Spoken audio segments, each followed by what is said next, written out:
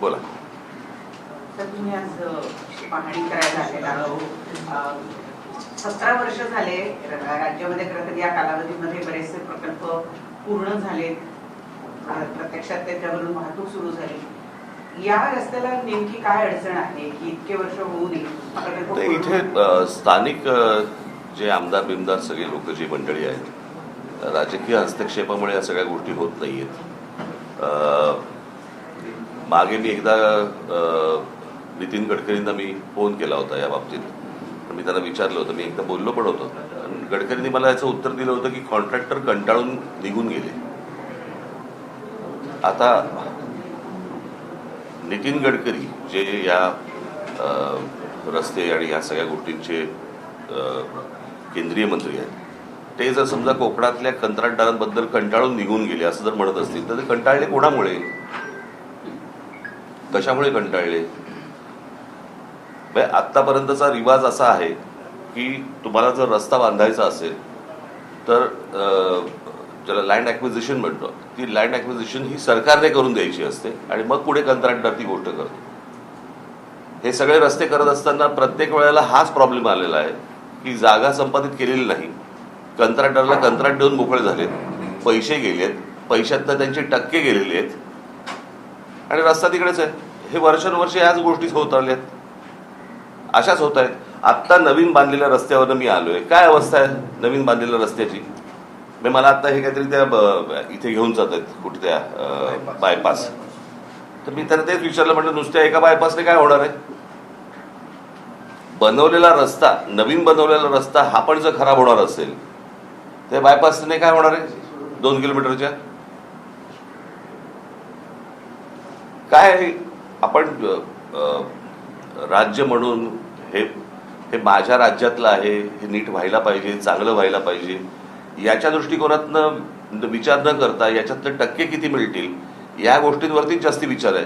आमच्या जमिनी कशा विकल्या जातील, जमिनी घेऊन ठेवायच्या, हेच व्यवहार नुसते सुरू आहेत. बाकी काय सुरू आहे मला जरा सांगा महाराष्ट्रात? आता हे तिसऱ्या मुंबईचं केलंय, बरोबर आहे. आता हे तिसरे मुंबई हे सगळ्यात जास्ती महत्वाचं आहे. ही तिसरी मुंबई आता काय, तिसरी मुंबई काय, दुसरी मुंबई काय चालू आहे, ह्या तिसऱ्या मुंबईची जाहीर केलंय.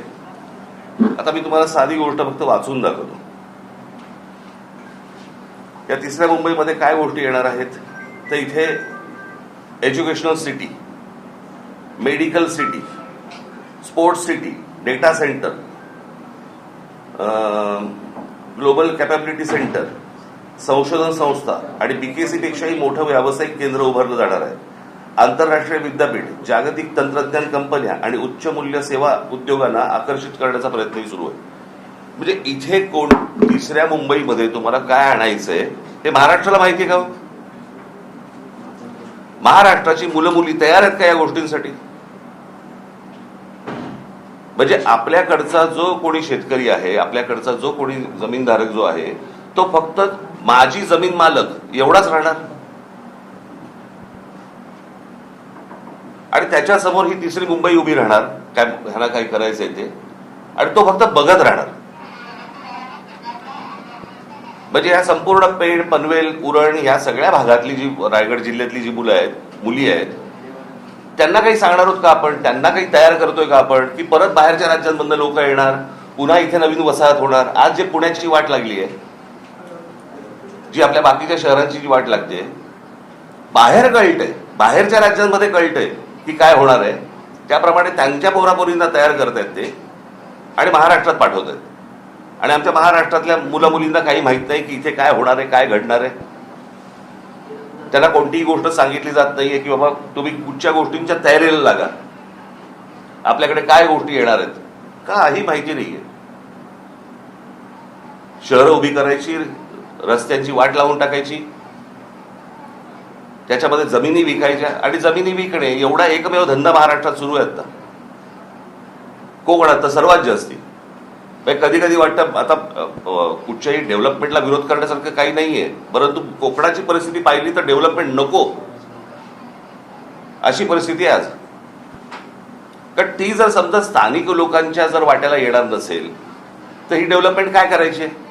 म्हणजे स्थानिकांच्या काय म्हणतो त्याला जीवावरती ह्या सगळ्या गोष्टी उभ्या करायच्या, त्यांच्याकडनं जमिनी घ्यायच्या आणि त्यांना उद्ध्वस्त करायचं. हा जो जमीन मालक आहे हा काय करेल मला जरा सांगा. ह्याच्या पुढे त्यांची पोरं पोरी काय करतील?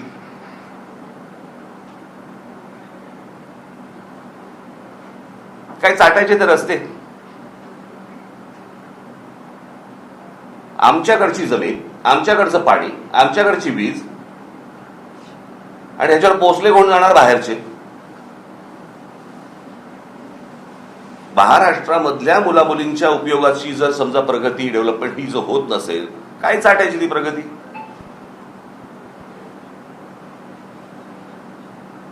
हे कोणासाठी सुरू आहे? मोठे जमिनीचे तुकडे काढायचे. ह्या सगळ्या आता कुठून डेव्हलपमेंट होते यांच्या लोकांना माहिती आहे, आमदारांना माहिती आहे. हे जमिनी घेत सुटणार आणि मग ते सरकारला विकणार. मग सरकार कोणाला तरी अजून कुठचे उद्योग अदानी बिदानी देणार, त्याच्या घशात घालणार. हे सुरू आहे. आपण आपली पत्रकार परिषद घेत बसू. मला असं वाटतं स्थानिकांना ही गोष्ट समजणं गरजेचं आहे. त्यांनी या गोष्टींना विरोध करणं गरजेचं आहे. सगळ्या ठिकाणी नुसते आपले तटकऱ्यांची मुलगी, त्याच्यानंतर तो ठाकूरांचा मुलगा आहे, त्याच्यानंतर अजून कोणतरी, हेच सुरू आहे.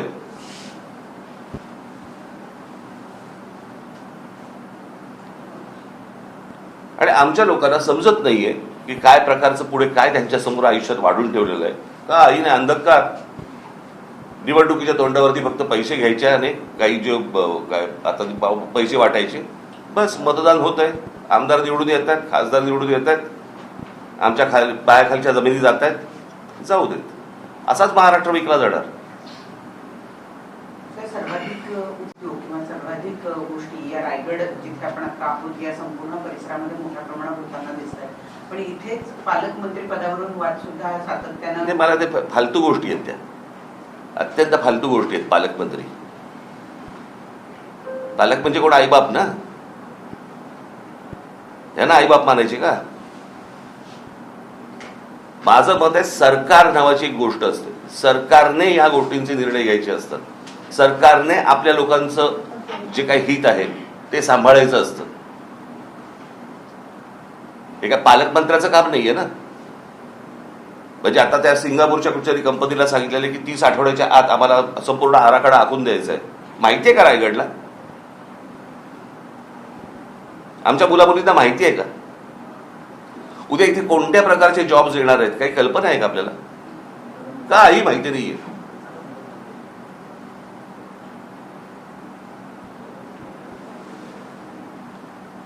रस्ते करायचे नाहीत, उद्योग कुठचे येतात ते दाखवायचे नाहीत, सांगायचे नाहीत, सगळं लपवून ठेवायचं.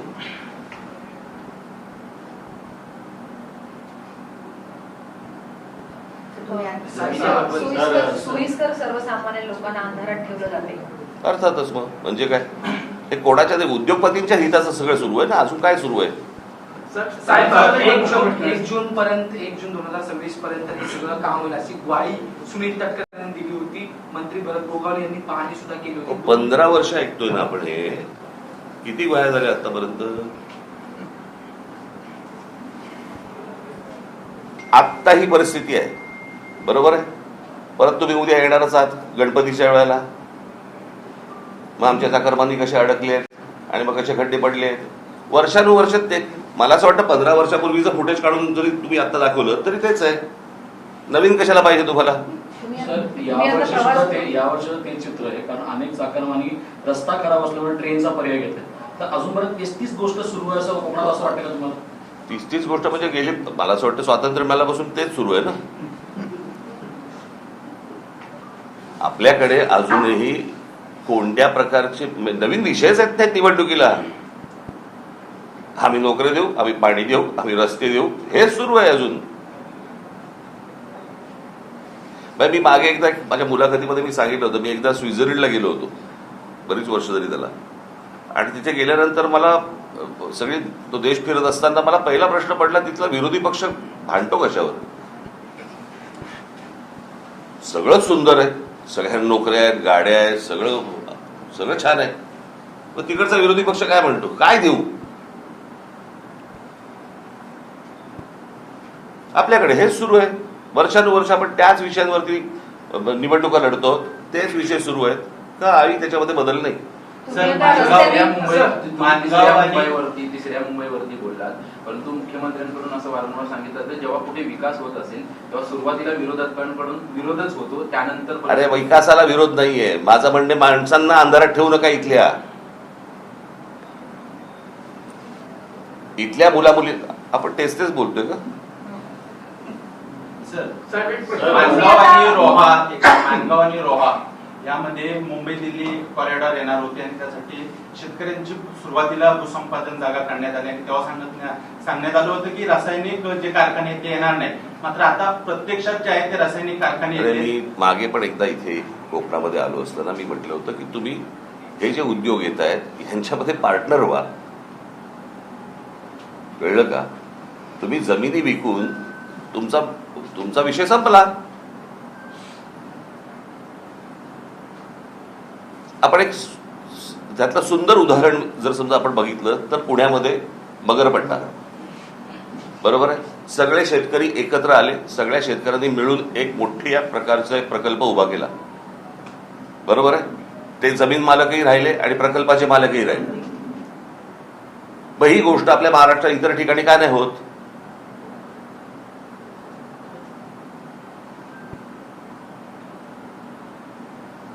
तुम्हाला कोणतरी येतं, तुम्हाला जमीन विकायला सांगतात, तुम्ही काहीतरी पैसे घेता आणि मोकळे होताय म्हणजे काय? मी अनेकदा सांगत आलेलो आहे, तुमचं अस्तित्व ही तुमची जमीन आहे. तुमच्या पायाखालची जमीन गेली की तुम्ही कोणत्याही भागाचे कोणी नाही आहात. तुमचं अस्तित्व संपलं. हे रासायनिक कारखाने बिरखाने खूप नंतरची गोष्ट. पहिली जमीन विकणं, इथून पहिली सुरुवात आहे. स्थानिक नेत्यांचा मोठा अपयश आहे का? कारण सरकारपेक्षाही जास्त, कारण की नारायण राणे असतील किंवा मग सुनील तटकरे असतील. प्रश्न असा आहे की ह्या सगळ्यांनी मिळून एका गोष्टींचा विचार केला पाहिजे की आमच्या कोकणाचं काय होणार. हे बघा, प्रश्न असा आहे की हे जर समजा सगळे आमदार एका आवाजात बोलले असते तर इतकी वर्ष लागली असती का हो रस्त्याला? म्हणजे कोकणात रस्त्यावरून फिरताना रस्ते लागणं काय असतं एखाद्या गोष्टीचे, हे कळतं आपल्याला. सर, प्रश्न असा आहे की एक सेकंड, या ठिकाणी स्थलांतर थांबत नाही. गेले कित्येक वर्षापासून कोकणात बरेच नेते काम करतात. तर स्थलांतरावरती आपण काय काम करणार आहात का? आणि लोकल ट्रेन सुरू होत नाही माणगावपर्यंत. काय स्थलांतर? एकदम इथल्या लोकांना जॉब नाहीत, नोकऱ्या, त्याच्यामुळे ते मुंबईला जातात, पुण्याला जातात. तर ह्या ठिकाणी गावाच्या गाव बंद पडलेले आहेत. त्याच्यासाठी काय उपाययोजना होणार आहे की नाही? अरे मग मी आता काय बोललो रे तुम्हाला माझ्या बोलण्याचा हे कळत नाही का रे? की जर समजा इथे या गोष्टी येत आहेत तर तुम्हाला समजल्या पाहिजेत ना रे. तुम्ही पत्रकार आहात, तुम्ही शोधल्या पाहिजेत ना. तुम्ही लोकांचं प्रबोधन केलं पाहिजेत ना. तुम्ही स्थानिक आहात ना की नाही आहेस? स्थानिक आहेस, मग तू या गोष्टी केल्या पाहिजेत ना. लोकांना जर समजत नसेल तर ते शोधत जाणारच आहेत ना बाहेर.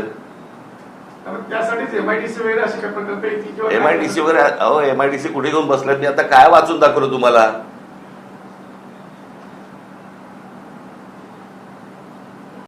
सरकारचं इथे काय आणायचं चालू आहे आणि इथल्या लोकांना, स्थानिकांना माहिती नाहीये इथे काय येणार आहे.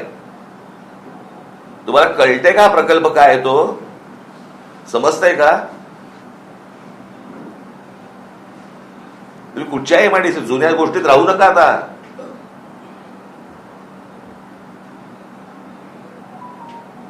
सर, मुंबई गोवा महामार्गावर खारपाडा आहे आणि सुकेळी खिंड अशा 40 किलोमीटरच्या अंतरामध्ये टोल आहे आणि त्याचा भूर्दंड मोठा पडणार आहे. अशातच एकदा सर तुम्ही सांगितलं की केंद्रीय मंत्रींनी स्वतः हात टेकले, मग याच्यात सोल्युशन काय आहे? 17 वर्षात झाले एखादा प्रकल्प रखडतो, मंत्री होऊन जातात, आमदार येऊन जातात, सरकार बदलतात, मग आता याच्यावर सोल्युशन काय? कारण 1.5 वर्षांपूर्वी आंदोलन पण केली. म्हणूनच मी तुम्हाला सांगतो ना की ह्या सगळ्या याच्यामध्ये सोल्युशन हे सत्ता बदल एवढंच आहे. माणसं बदलणं गरजेचं आहे. जर समजा तुम्हाला इतकी वर्ष तर 30 माणसं तुम्ही निवडून देणार असाल आणि त्याच विषयांवरती जर समजा तुम्ही बोलणार असाल, उपयोग काय त्याचा? जे निवडून येत आहेत ते म्हणतात ह्यांना काही फरकच पडत नाही. रस्ता चांगला करायचा तर वाईट ठेवा. हे काय निवडणुकीच्या वेळेला आम्हाला निवडून देत आहेत कोणत्या का मार्गाने असे ना. एकदा हा तुम्ही त्यांचा भ्रम तोडत नाही तोपर्यंत काहीच होणार नाही. त्यांना धक्के दिल्याशिवाय कुठेही तुम्हाला बदल आढळणार नाही. तुम्ही नाशिकचा दौरा करून आलात आणि नाशिक पुणे जो रस्ता आहे रेल्वे मार्ग जो आहे तो बदलण्यात आलेला आहे. आता आज तिथे आंदोलनं होत आहेत, तो रस्ता बंद पाडलेला आहे. जो मूळ मार्ग आहे तोच मार्ग थेट नाशिक पुणे असाच मार्ग मला माहिती नाही, मला मी पाहिलं नाही. बघतो. साहेब रायगड पासून ते सिंधुदुर्ग मालवण पर्यंत तेच नेते आणि तेच आमदार खासदार निवडून येतात. पण मागच्या निवडणुकीचं चित्र जर पाहिलं सोशल मीडियावर अनेक व्हिडिओ आले की धमकावलं जात होतं मतदारांना, जर मतदान दिलं नाही तर तुमचा निधी बंद केला जाईल, आणि ह्या सगळ्या भीतीतून मतदारांनी मतदान केलं असं. समजा निधी येतोय असं पकडूया, तरी काय बदल होतोय? कोणता निधी येतोय जो बंद करायची धमकी दिली जाते? येऊनही उपयोग नाही ना, परिस्थिती बदलते का काही? मग मतदारांनी या गोष्टींचा विचार केला पाहिजे. मतदार जोपर्यंत या गोष्टींचा विचार करत नाही तोपर्यंत काही गोष्टी घडणार नाहीत. असंच चालू राहणार. चला मुंबईत